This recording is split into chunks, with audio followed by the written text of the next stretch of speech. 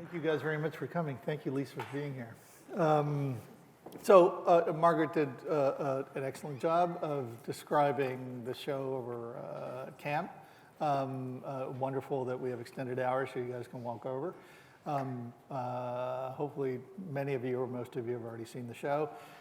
It's essentially bookended by two sort of historical events. They're both called the Poor People's Campaign. One was initially sort of conceptualized and led by Martin Luther King, and then effectively led after his assassination by Coretta Scott King and the Reverend Ralph Abernathy. And the second has been led since 2018 by the Reverend William James Barber and the Reverend Liz Theo Harris. It seems only folks who have ethics through religion can manage to move these sorts of move masses, move people, move interests that way. But in any event, those are the two bookends for our show, right? Which, as Margaret mentioned, is called Poor People's Art. It's essentially about the visualization of, well, a phenomena that is often hidden, right? Tucked away, and that's poverty. The Duchamp line about art making comes into play here in a way that I think is possibly even anti-Duchampian, and that is that art making is making the invisible visible, right? That's what the artists in the show are largely trying to do. That's what we're trying to do at the museum by putting them together with this sort of within this conceptual shell. And that's also why we have my friend and brilliant curator, Lisa Sutcliffe, here to actually sort of magnify, right, our sense of that history through photography, which is her specialty. Before we do that, I want to introduce Lisa properly and tell you what she's done. But I also, firstly, want to talk about Jill Freedman a minute. Jill Freedman is kind of the perch on which the exhibition rests. Jill Freedman was about 18, I believe, when she heard about the original Poor People's Campaign. She heard about it on the radio. She heard that there were buses going down from Philadelphia and from Delaware and from New York City down to Washington, D.C. to essentially sort of enact this march, and eventually this city, this thing that was called Resurrection City, which was, you know, for lack of a better term, an encampment, a set of shanties that was plopped right in the middle of the National Mall and was there for a period of 3 months, essentially, you know, not only demonstrating against poverty, but also demonstrating poverty, because the poor were there. They actually took over the place. She made a couple of books about that, one of which was edited in 2017, and which I've been carting around, and it's right here, and it's a beautiful book. For those who would like to buy it, go online and do it. It ain't cheap, but it is available for you to peruse in Jason Lazarus's amazing installation in the exhibition. You can go in and avail yourself of the opportunity of looking through the work, but of course also see the dozen photographs of Jill Freedman's that we have, where she really generously sort of portrays Resurrection City. It turns out she was also something of a terrific writer, which she didn't do much of. She actually became a photographer by immersing herself in that experience of Resurrection City. Those are her first real sort of photographs, right, that sort of carry her name, carry her forward. But I just sort of want to read a short preface to this book, in part to give her voice, but also context for this talk, right, which is called Old News, New News, which, by the way, poverty always kind of is, right? It's old news and it's new news. It's always around. So this is Freedman. I knew I had to shoot the Poor People's Campaign when they murdered Martin Luther King Jr. I had to see what was happening, to record it and be part of it. I felt so bad. Besides, it sounded too good to miss. So I went, had one of the times of my life, and this is my trip. The book, she means. And I never realized how much it had become part of me until I was writing this and saying we and us and feeling homesick, which is what Resurrection City was all about. Of course, it was old stuff from the start. Another nonviolent demonstration, another march on Washington, another army camping, calling on a government that acts like the telephone company. Even poverty is ancient history. Always have been poor people, still are, always will be. Because governments are run by ambitious men of no imagination, whose priorities are so twisted that they burn food while people starve. And we let them. So that history doesn't change much, but the names. Nothing protects the innocent. And no news is new. Anyway, that is a preface to our conversation. Let me go ahead and introduce Lisa Sutcliffe, who I'm really just, as the English say, chuffed to have here.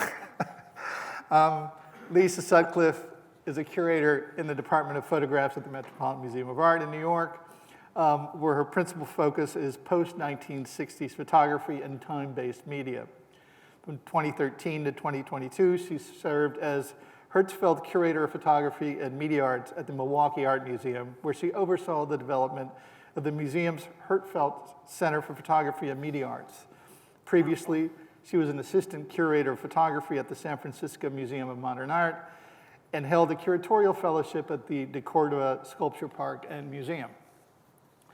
Her many exhibitions include a monumental commission with Derek Adams entitled Our Time Together, that was in 2021, James Benning and Sharon Lockhart Over Time, 2019-2022, obviously a traveling show, Susan Macelis Through a Woman's Lens from 2020, Sarah Swinar, Image Model Muse, 2019, The Provoke Era, Post-War Japanese Photography, 2009, and the San Quentin Project, Nigel Poor and the Men of San Quentin State Prison, 2018, for which he organized a citywide collaborative initiative on the role of the arts in criminal justice reform. I hope to talk about that somewhere at the tail end of our conversation, because that was an amazing project which I happened to witness. She has organized film screenings, lectures, and panels with internationally acclaimed artists and written about contemporary art and photography, including essays on Naoya Hatakeyama, Nigel Poor, and Anmi Lay. Now, thank you for being here. Please, a round of applause for Lisa. And yeah, let's get cracking. Shall we just look through some of these images and start talking? Yeah, so first of all, I just want to thank you, Christian, and all of you here for inviting me. And just to start out by saying I'm really excited, having seen the show, to talk about sort of the canon of photographs that we sort of as photo historians know, and how Christian is really asking us to reconsider some of those touchstones that we tend to teach or think about. And so what I thought I'd do today is take some of the touchstones that I was taught in terms of photo history, and think about sort of exactly what Jill Freedman was talking about. What are the intent of the photographer? How was the work commissioned? What governments were involved? What is the point of making pictures of poverty? What are they trying to do? What are the contexts in which they're displayed? And what are the outcomes we're hoping for when we look at or make pictures of the poor? So I'm really looking forward to chatting and also to hearing your thoughts as we go through. So how many of you have seen these pictures before? Yeah, like a good number of people. These are some of the first images that were part of my education in terms of the history of photography. And I think that, photography was really born in the mid-1800s and really came about at a time when social reform was a really important part of this sort of feeling of the progressive era. So just as soon as cameras could be made and film could be produced, people were going out and making pictures of things that they thought should change. So in New York in the 1880s and 1890s, there was a wave of migration. It was after the Civil War. There was a sort of industrial boom. People were coming to work in New York City, and there became just a overcrowding situation. There were tenements. And so on the left, you see a photograph that Jacob Riis made entitled 5 Cents a Spot, where people spent 5 cents in order to have a place to sleep, and they would just fill up the rooms as much as they could. And on the right, you see a picture entitled Bandit's Roost. And from what I understand, Riis would take sort of the upper class on tours of the slums. People who were interested in making photographs were interested in this sort of gentleman's career of photography. And they would go on tours of the slums and they would make pictures.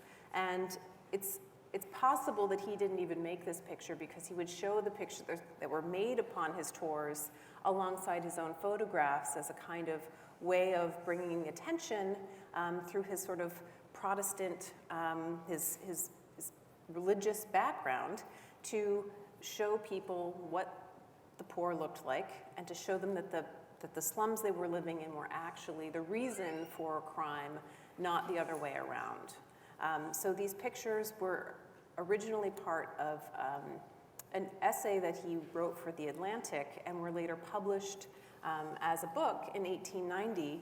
And here you see the cover of that original book, which has a kind of illustration of one of his photographs. But you can't really imagine today going into a store and having someone take pictures of children on the street and have that be sort of a book that you would buy. This was more the sort of feeling of this time in the 1890s when the upper class wanted to understand how they might help. So here's a photographer who is making pictures in order to illustrate the lives of others in this kind of way, but others being obviously not us. Was there sort of a moral? What was the moral here? What was the message? What was the messaging from? So I think that there was a lot of, as even now, a lot of looking down upon the poor, right. And sort of assuming that it was because they were unvirtuous or had moral failings that this was happening to them. And in his sort of religious Protestant belief was to sort of encourage the public to understand that in his mind, the reason for the way that people behaved was because they were actually in these conditions. Right. However, so if you improve sanitation, for example, that might have been one of the lessons that people might draw from his photographs. Right. I mean, he's really going out of his way to show you the details. Right. I mean, but these are not empathetic pictures either, you know? I mean, if you compare him, and this was sort of, in a way, the comparison I was given in the beginning of my career, you compare him to someone like Louis Hine, who was making pictures at the same time for the same purposes. Louis Hine is much more empathetic. Louis Hine also schooled in the sort of progressive era at a time when it was understood that photographs could actually serve as evidence to make changes, and that if you showed people what needed to change, that of course it would change, which we know now is not how things work, but back then that was the sort of societal understanding. And so Louis Hine was really worried about child labor, which had become an issue at the same time because there was so much need and because children had able hands. And so he founded the National Child Labor Committee in 1904 in an attempt to abolish child labor, which, you know, he went around to all kinds of places, and you can see here he's actually made the photograph from the eye height of the child. So he's really thinking about what it would mean to sort of be in their position. He did as much as he could to gather information about his subjects. So here you can see in the captions were really important and served to him as a kind of evidence gathering. 12 years, spinner in North Pownell cotton mill. Girls in mill say she is 10 years. She admitted to me she was 12, that she started during school vacation and now would stay. So he gathered as much evidence as he could about their lives in order to share with the public the injustice of the situation. That's like a mini essay almost. Yeah. And he did things like he would sort of sneak in. He would sometimes put his camera through a buttonhole, or he would write on his hands all the details so that he could, because the people who owned the mills didn't want him coming in and making these pictures. So he was doing this surreptitiously. Yeah. Right. he would do it however he could. Right. Investigative reporting sort of almost at its very early stages. Yeah, and the photographs did serve to change the standards for child labor laws by 1916. Right. So the connection to, sorry, the connection to the activism is also right there, right? And the same with Ellis Island. You know, he went to Ellis Island and photographed all of the people coming across, but you can see the difference between his photograph and that by Jacob Riis, who used a magnesium pop flash to go into these dark spaces so that he could get to sort of reveal a kind of voyeuristic spelunking of these places that people in the upper classes didn't go, versus someone like Louis Hine, who's making a portrait that's more akin to sort of a religious painting, where he's really casting this woman as a Madonna. So there's this sense of different ways of taking pictures to do the same to make the same kind of arguments. So Jacob Riis as someone who's trying to make an argument, but doing so through a kind of voyeuristic or sort of muckraking, or someone like Louis Hine, who is making these sort of very humanistic photographs of people who he hoped to help.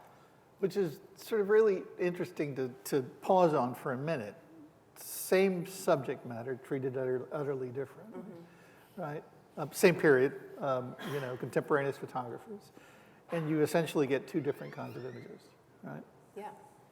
And this is true throughout the history of photography. If we are going to approach a topic, you can come at it from many different ways, even if you're trying for the same result. And so as we sort of develop through history, we get to the Dust Bowl, and in the 1930s, the tenant farmers. And at that time, the Farm Security Administration is commissioning photographers to go out and make pictures of the poor in order to campaign for the New Deal and for the kind of services it would provide. So Walker Evans had worked for the FSA but left because he wanted to have more freedom to make the pictures he wanted to make. He teams up with James Agee, and they're commissioned by Fortune magazine, which, can you imagine Fortune magazine commissioning two photographers to go and make pictures of the poor, the tenant farmers. They didn't publish the work, but instead it was published as Let Us Now Praise Famous Men in 1941. Which is an absolutely sort of fundamental book, both as a book of photography and a book of prose. You know, I don't know if you guys know that book, but Agee is a beautiful, if somewhat highfalutin writer, by which I mean that he's verbose and really sort of drills down deep into his sense of empathy for the poor. Walker is, you know, as Walker does, right? But it's an interesting idea that this was an assignment that was significantly refused and then amplified. Yeah. You know, because as you said, the original story is not published in Fortune. What's interesting too is that it becomes this kind of blend of fact and fiction. Their names are the Burroughs family, but they become the Gudger family in the book. So they have different ways of kind of finding evidence, but then turning it into the material they want for their books. And I went back to Susan Sontag for this because I just find on photography a kind of seminal text in terms of how we look at images historically. And here she says about FSA photographers would take dozens of frontal pictures of one of their sharecropper subjects until satisfied that they had gotten just the right look on film. The precise expression on the subject's face that supported their own notions about poverty, light, dignity, texture, exploitation, and geometry. So the linkage of modernism with social reform, very different from what Riis and Hine are doing, but really you can tell in these pictures and here, these are photographs that are really about geometry, that are about clean lines, that are about the sort of dignity of living simply. I mean, the picture on the right could be like in a social influencer's like Instagram feed now. You know, these are the kinds of places where they're trying to show that the poor lived with dignity, that there was a kind of humanitarian concern that we should respect these people. Yeah, I mean, it's clapboard, but it's clean. There's no issues of sanitation in these pictures, right? And of course, someone like Dorothea Lange, also working for the Farm Security Administration, but who'd been a portrait photographer and was had a portrait studio on the corner of Market Street in San Francisco, and in the early 1930s looked down from her studio and started to see the poor lining up, and was so moved by that she actually left the portrait studio and went down into the street and started making pictures. And so she's someone who was commissioned by the FSA, but really took it upon herself to find the stories that interested her, the stories of women and children, and created this very iconic picture that we now all know and even have on stamps. But again, this real interest in clean lines and this kind of modernist vocabulary that we associate with these pictures as well. But isn't there with Lange, part of the line is that she essentially sort of helps set up the photographs far more than, say, someone like Walker Evans, though, you know, Sontag is probably, I'm sure, right in saying that he took as many frames as he needed to get what he thought was the right look of empathy or suffering or dignity or whatever. But with Lange, the accusation is that essentially she manipulated her subjects, right? Yeah. That she faked it. You know, a little like Robert Franks faked the Republican soldier keeling over with a bullet. And there's always a little bit of that in photography too, because I think if you go back to like Hine, I'm sure he staged them to some degree. I mean, there's always a kind of, well, what makes the best picture and what communicates what I'm trying to show versus what you might see. And so it wasn't until later that photographers actually started keeping the black line around the frame of the picture to show that they hadn't manipulated what was in the frame. But even now we know you could still manipulate it by choosing where you put the frame. So there are all those questions in photography.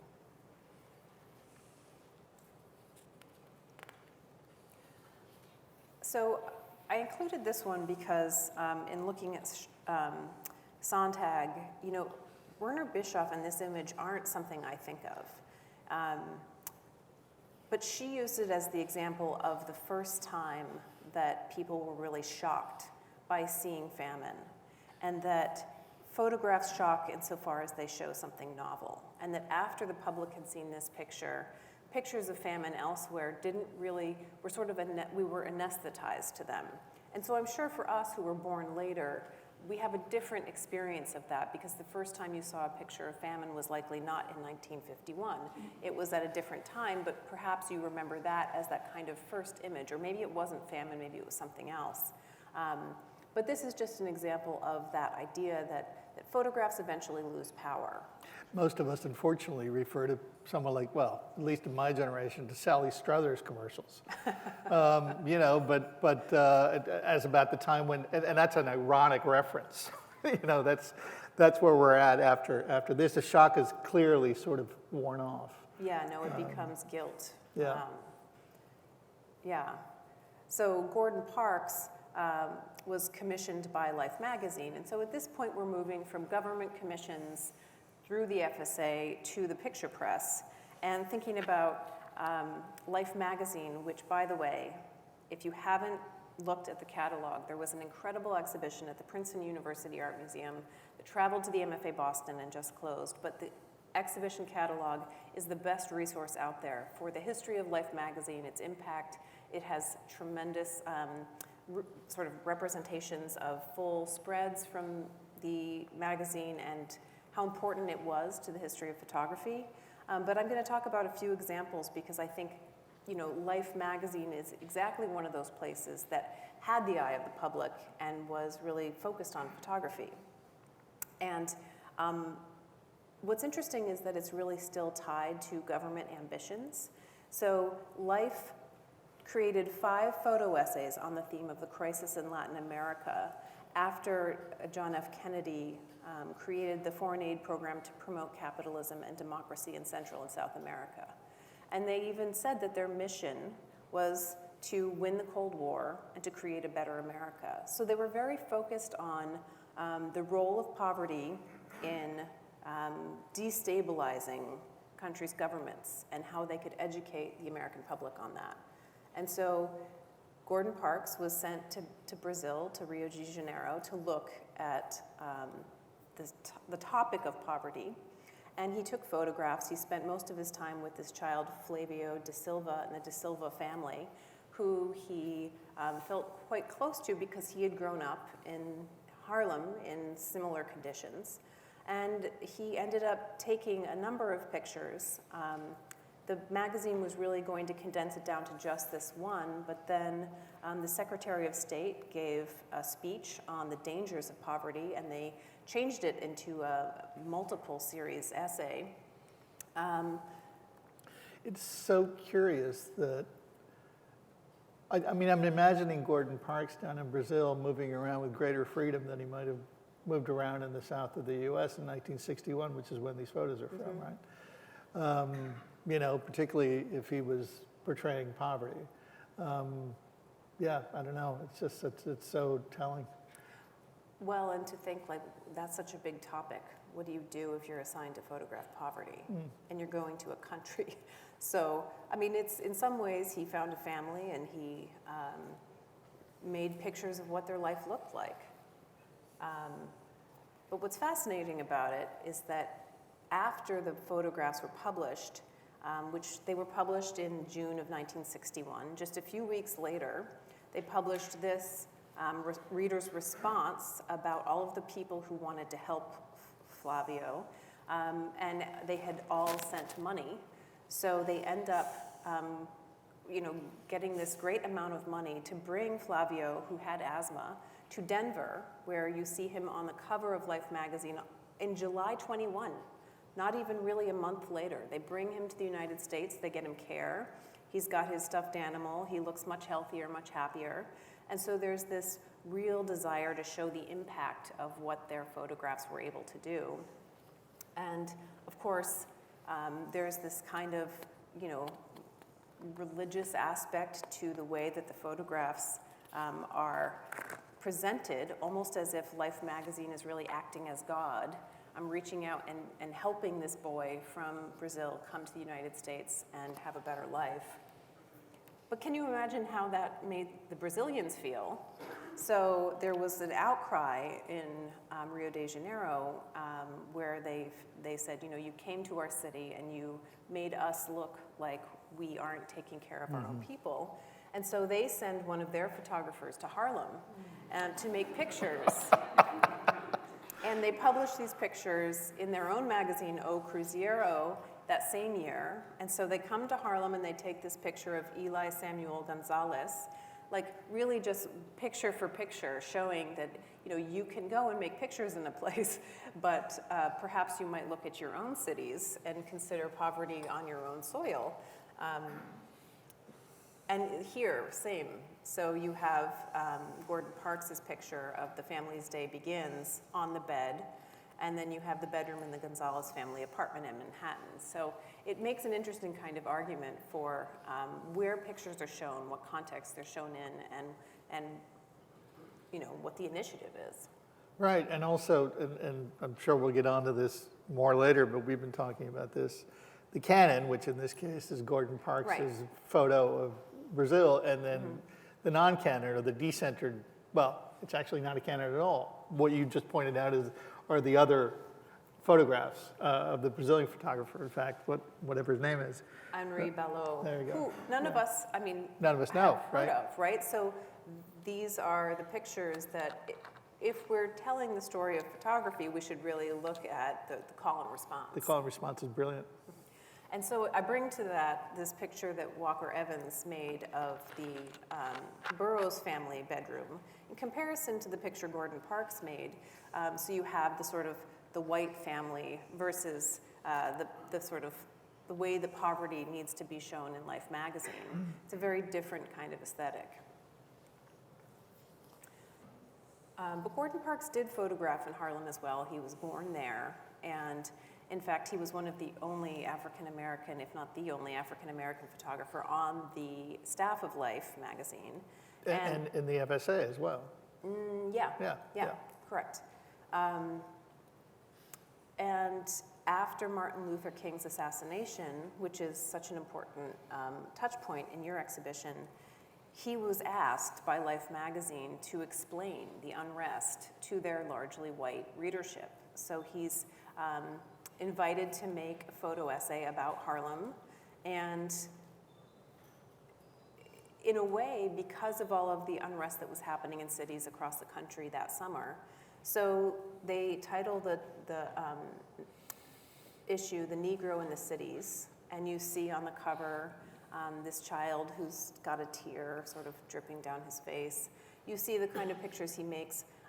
But the important thing is that they also let him write the essay. And so the words are his. He tells the story of the family who are so poor that they're eating the plaster chips off of the wall just to keep their bellies full, but it's making them sick. Pictures that portray Harlem in the light that the Brazilian photographer did.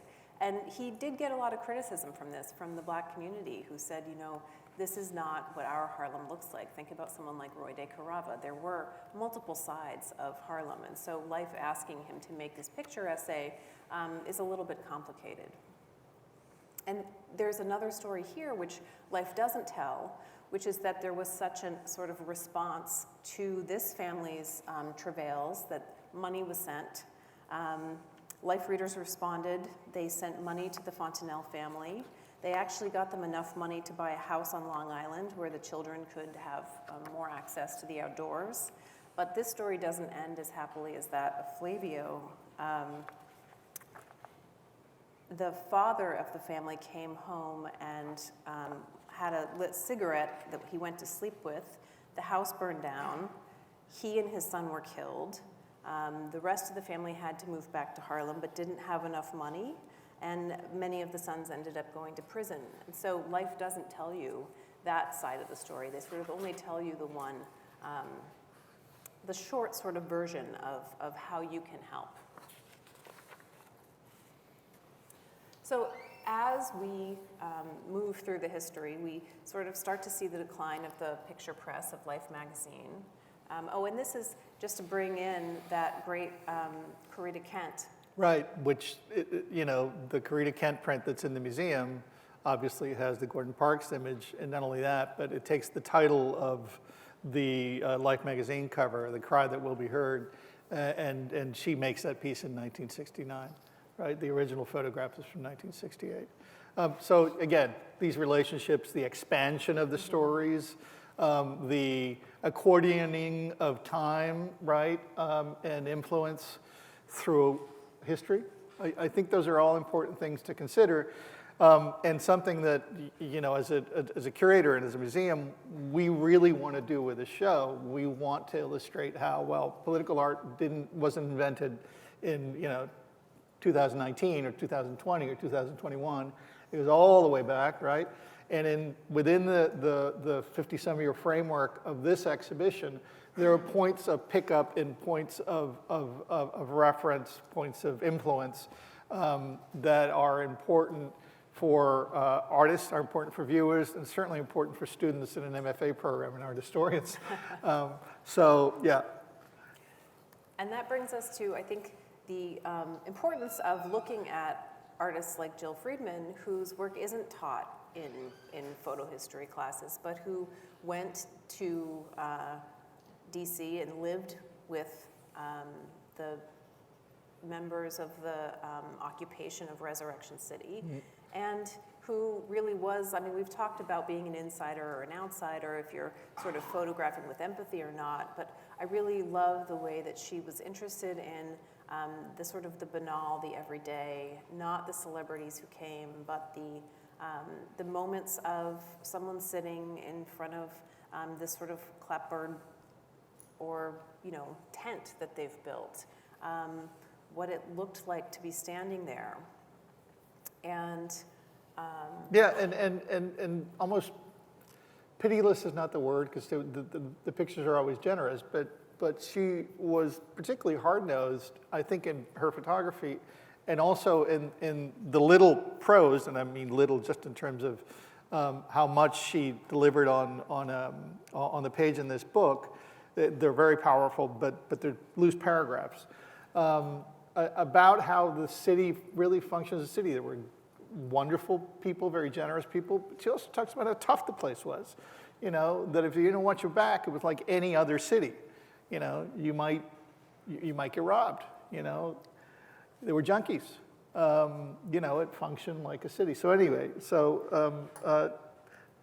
just so when in thinking about Freedman's work and the work that's at the museum, we give it a, you know, its proper valences. It's as humanistic as it is. I think the work is roundly humanistic. It does not ignore the less attractive sort of like aspects of being human, you know. And there are certain people in the photographs who appear again and again, so you know that she knew them, that she was with them, that they knew each other. I wonder, do you know, did she save up all the photographs and develop them afterwards? Was she sort of thinking about what she was going to do with them as she was making the pictures? You know, I don't know, and I've been sort of wanting to spend time with Susan Hecht, who's her niece. Mm-hmm. Essentially, there's 3 nieces who are in charge of the estate, and ask them these very questions. Mm-hmm. But the first book is published in 1970, if I'm not wrong. The old news, mm-hmm. right? Resurrection City. So she sat on that work for a while and cogitated. And also, I don't know that there was much of an outcry for that work, yeah. but never mind a market. Yeah. Do you know what I mean? So yeah. Well, it would have been difficult unless she was going to self-publish, and it's right. You know, you have to have the resources for that. No, and she made a very modest living. But I like the way she uses language that she wanted to shoot the photographs because of the assassination of King. Right. I mean, her language is very direct and very assertive.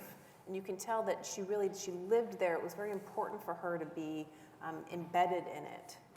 That's a great word, because I think that's the accurate word, embed. In fact, in other series that she took, other series that she worked on, she would tend to embed herself into other societies. In fact, she embedded herself into societies of men. Cops in particular. She spent, I think, some years working with cops, and she didn't particularly like them or what they did, but she thought that was a really interesting subject to get into, and I can only imagine how tough it must have been for, you know, an attractive sort of, you know, early middle-aged woman to be embedded with cops in 1970, 1980, you know, and getting the pictures that she got anyway. She did the same thing with firemen and with other sort of like groups. So embed is the right term. And I wonder, had any of you seen these pictures before you saw the exhibition? They're pictures that you feel like you've seen because you've seen pictures of marches on Washington, but you haven't seen these because they are so specific to this moment, to this movement. And I think there's something about that sort of link to that historical moment that makes them so specific, that makes them harder to use in multiple contexts. You asked me, actually, when it was that I had first come into contact with these images. And I think I remember seeing them sometime in my 40s. I'm significantly older than that. But at some point, I think in the last probably 5 or 7 years, I told you there was a dealer, when I was writing for the Village Voice, there was a dealer that wanted me to do a profile of her. And I didn't know the work. And then he sort of sent me images and talked to me about it.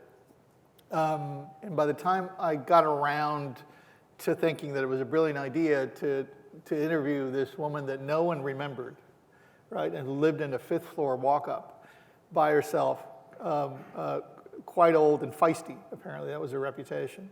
but who had all this amazing work that no one had looked at for a while. By the time I got around to figuring out that this was a great idea and convincing my editors, well, the Village Voice died. So that became, That became this show. that became the show. Yeah, That's true. That became this show. which is lucky for us. Yeah, yeah. But the image itself, particularly the one that we were just looking at, is unlike any other image of protest. Yeah, no. It looks like a setup. It looks Yeah. like something that we might have seen in the in one of these HBO sort of apocalypse series. Yeah, Anyway. like the future we hope not to have. Precisely. Yeah, dystopia. But her pictures were published in Life magazine in 1968, but you can see they're published alongside the photographs of others who were actual staff photographers at Life. And so they lose some of their power because, you got that color picture that just shows this sort of stark encampment next to the memorial that makes it look like some kind of, almost like a military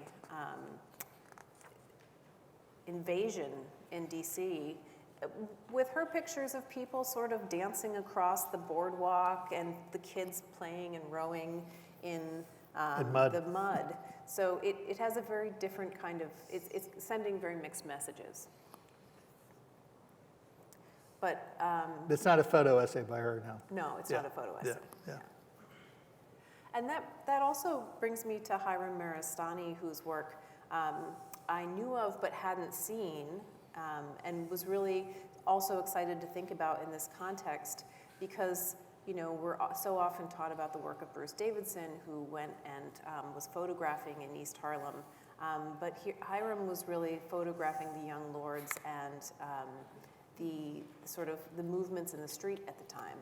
And these pictures really give you a sense of what it was like to live there and to be engaged in the conversations that were happening on the street.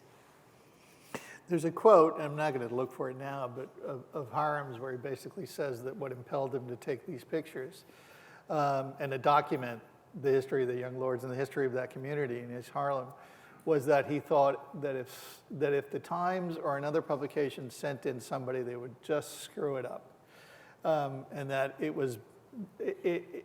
that he needed to be the person to step up and actually take those pictures so that the community essentially owned their own sort of self-image. And that's the case even today. I mean, during 2020, when there were all of the protests and sort of marches across the United States, there was a lot of criticism of newspapers and media outlets because they were sending people in to make pictures instead of inviting the people from various communities to make pictures. And so that has shifted the media to some degree, but not until 2021.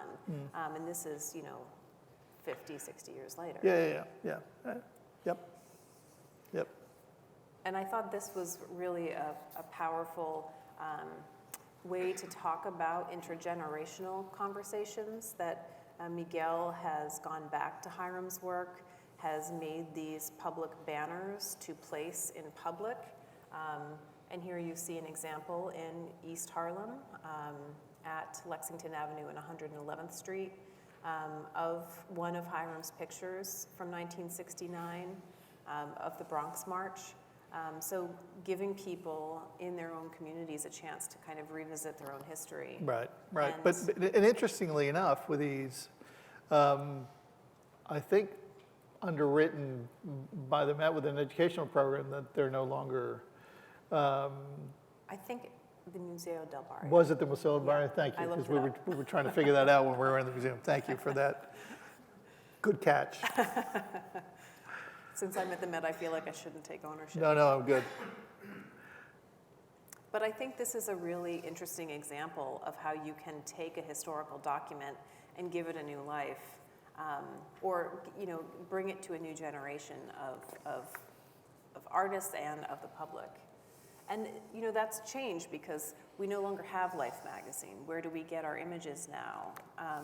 And so as magazines have declined, Photographers created collectives like Magnum, where they go to get assignments to take pictures around the world, or they move to the gallery or museum system. And so often galleries and museums are now taking on that role, which means it's a very different sort of aesthetic than if you're making pictures for a magazine.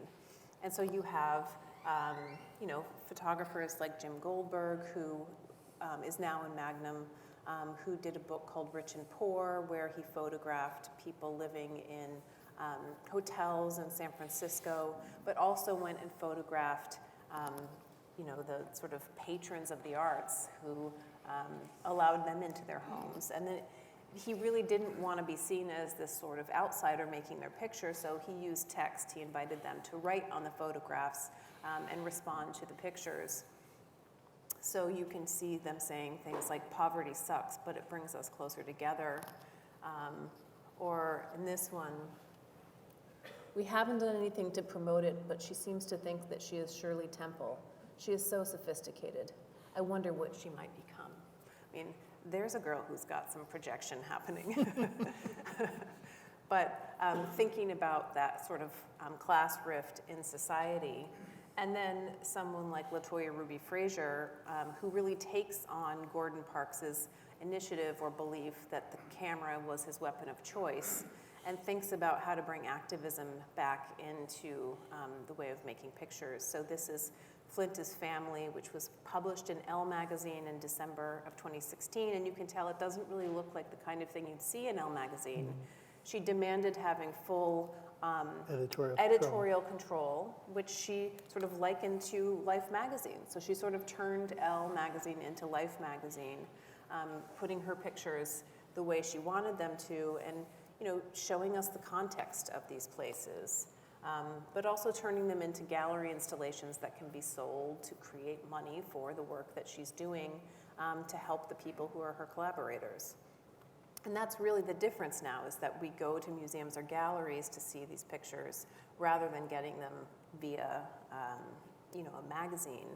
And that creates kind of its own set of problems. Right. Different context, different problems. Mm-hmm. I think, and thank you, that's brilliant. I think we're probably at the question time, and if you don't have a question, I certainly have a couple, but let me see where we are with that. Any responses to Lisa's choice of pictures, our conversation? And I actually have a question for you all. Good. Which is, do you think that photographs can create social change? Is that something that people still believe in? Or are there pictures that make you change what you do on an individual level? What kind of response do you have to photographs of poverty?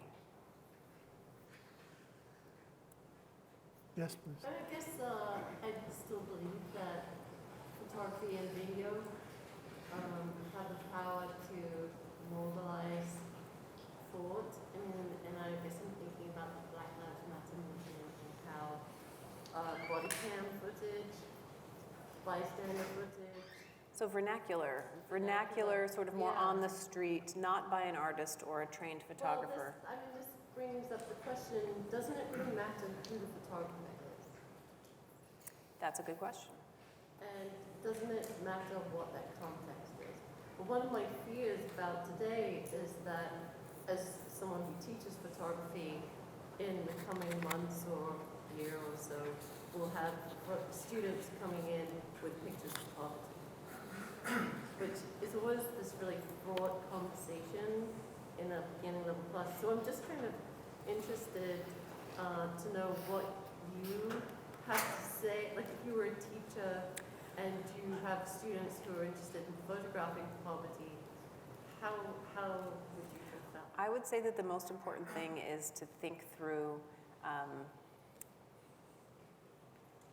the sort of bi-directional relationships. So you want to make sure that especially because there's such power dynamics in photography, you don't want to take a picture of someone that you wouldn't want someone to take of you, at least in my opinion, if I were an artist.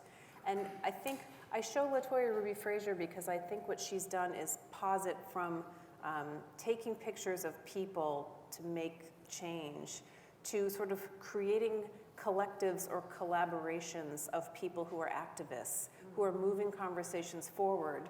And the photographs exist, but they're really sort of a part of this larger initiative that she is undertaking, which is really, I would say, the more responsible way to do activist work. Because if you're going to do activist work, you're responsible for all those relationships, and I don't know that I want to see your students' pictures of poverty. I don't. But if they're creating a kind of collaborative, like with some kind of, activist initiative that then creates photographs as part of it, that's a different story. It seems to me it's the closest thing that photography has, or that uses the photographic medium, to, what we routinely sort of term social engagement. Yeah. Right? Photography-centered sort of social engagement. I don't know of any other work that does that quite that way. I may be forgetting something, and if I am, someone pipe up. But yeah, LaToya's work works.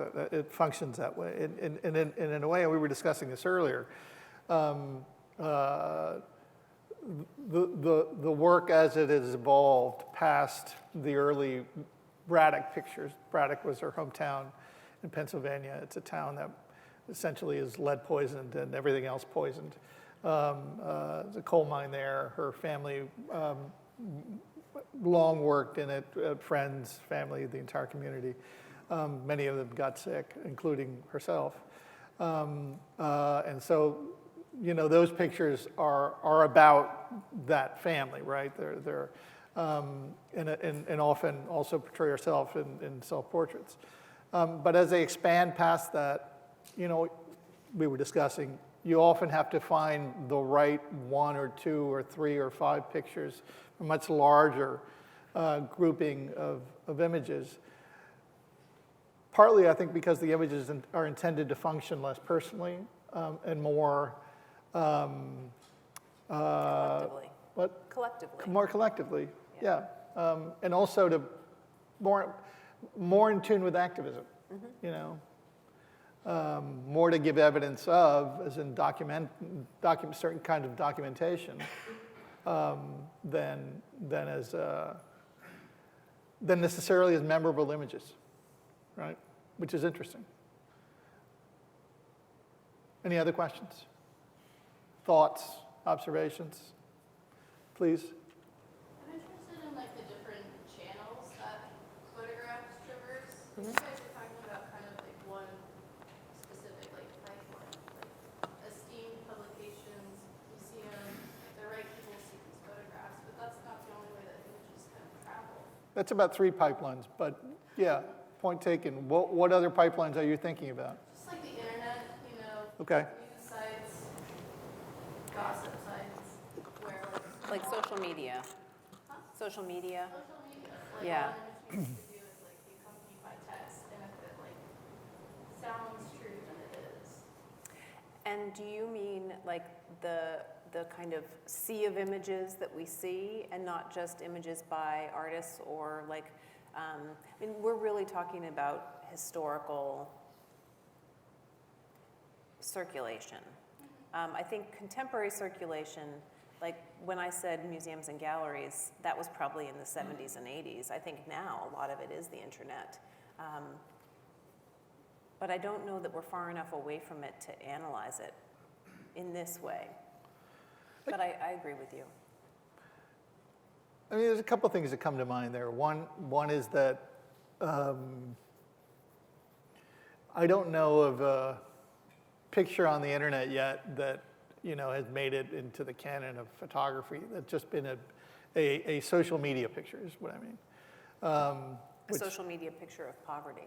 Of poverty, or Yeah. I'm trying to think of an image taken by someone who doesn't consider themselves an artist. An artist. That has made it into, quote unquote, the canon of photography or the canon of art. That may speak to the narrowness of the canons, right? but it also speaks to, of talking past each other, or certain channels basically talking past each other, or not being in any real connection. The other thing that sort of occurs to me is to mention, and I made a notation here when we were talking about video, obviously the moving image, is sort of the difference between the impact in terms of actual numbers and also in terms of political impact between, say, a piece like Arthur Jaffe's Love is the Message, which I hope some of you guys know because it's an amazing work of video, which consists of lots of outtakes of celebrations of Black life, and then also of violence being done against Black bodies. And the video, I don't remember who the name of the woman who took it, of George Floyd being murdered, right? One really elicited a massive sort of movement that was almost global, frankly. And then the other is an amazing work of art, but sort of sits there without anywhere near as much sort of social import. I'm not quite sure what to do with that, like that comparison, except just to note it. But maybe one of you has a better idea as to how that should be explained. Maybe not. All right, any other questions? Yes, please. Going back to like Lewis Hine, Jacob Rees. Do you know any like other, did they experience any pushback from the industries or the machines that they were, seeking to, show the effect of those policies on people? Do you know if them or any people that we've seen their work? Do you know of any stories like, operating or trying to push back against a machine or entity, and has there been any retaliation that you can think of from that, machine being exposed? I mean, I think Lewis Hine faced that all the time, which is why he tried to find disguises or ways of getting in, because I think in the beginning he would get access, but once they figured out who he was and what he was doing, they didn't want him coming in. And undoubtedly, it was the kind of struggle that you might have today if you tried to get access to some kind of corporation and, get pictures. I think now there's almost no way of getting into places like that. So at least then, he was able to get in under the guise of something. But I don't know that there was, a kind of retaliation that was noted in, that kind of thing was probably something he dealt with all the time, and so his way of fighting back was by finding ways around it, finding loopholes in the system, and using his pictures as evidence to change laws so that system couldn't exist. But undoubtedly, they were in Washington fighting him, but that's not. They did not prevail. Yeah, and Parks, for as successful as he was, obviously sort of like ran up against a lot of issues, some because of his race, but also clearly because of what he was photographing. And they weren't successful in their lifetimes in terms of they weren't, I think Rees and Hine sort of, were quite poor when they died. They didn't have a lot of, they're sort of well known now, but they weren't the kind of people who were held up as great figures during their lifetime. Well, and which brings me to, maybe one of the last parts of this conversation, which is, canon formation, right? We had a conversation earlier, well, we've had a couple of conversations about the canon and the idea of decentering the canon or expanding the canon. But you informed Margaret and I today at lunch of a piece of demographic investigation that you've done. You're very new at the Met, I should say, right? And that you had found out that there were 95,000. Well, yeah, so one of the things that I'm very interested in terms of coming into the Met is thinking about the collection in terms of numbers. And in order to show evidence of how we need to diversify collections and create collections that tell multiple stories and have various histories and narratives present within them. And so there are 95,000 photographs within the Met's collection, and I'm just sort of trying to cursorily go through and understand, okay, from the 1960s to the present, how many do we have? And we have about 10,000. So already you can see that it's a really sort of 19th century, early 20th century leaning collection. And then in those 10,000 photographs, how many are made by women? How many are made by artists of color? That's actually really difficult to calculate because we don't actually have buttons in the database that are like, these are artists of color, these artists were LGBTQ, and sometimes artists didn't identify that way. And so having to go through and do all that research will be very telling, but I can tell you that the numbers are what you might expect. Please. I'm not going to tell. You're not going to say? Fine. Then if you're not going to say it, I'm not going to say it because I'm not going to get you in trouble. But they're going to get better. Yep. But yeah, no, I mean, and that's true for any museum, I think. Right. Because that is the history of art. And Right. So these conversations we're having in these exhibitions where we're sort of expanding the photographs we know, the histories we know are really important. So I really commend you on that exhibition to bring that to the attention. Thank you. You're very kind. Listen, I'm going to give you guys one last opportunity. It's not every year that we get a curator from the Met who is as brilliant as Lisa, or curator from the Met, period. But never mind someone who's as brilliant as Lisa down here. So if there are any other questions, going once. Yeah, oh, good. Please. With your knowledge and looking back at these like historical, controversial, social images that we have, what do you feel contemporary artists photographing these same subjects often overlook? Well, I guess the question is, are the photographers looking at the same subject now? So I think someone who is Latoya Ruby Frazier, and I think that she is doing it in a way that feels authentic and collaborative and not exploitative. I think the question that I always ask is, like, how can we ensure that this is not being exploitative? I mean, so Christian mentioned that I worked on an exhibition on collaboration within a prison. And so we had to ask a lot of questions about that. Like, we want to ensure that the museum is not profiting on, this collaborative work that was made inside prison. That, we're really trying to ensure that we're respecting the people whose work we're showing who don't actually have a voice because they aren't allowed one. And so I guess what I would say is that it's less about what you photograph and more about what questions you ask as you're getting to that. What are your inquiries and what questions should you make sure you're asking yourself in that process? And so those are, I would sort of say, it almost doesn't matter what your subject is if you're approaching it from the proper way and asking the right questions.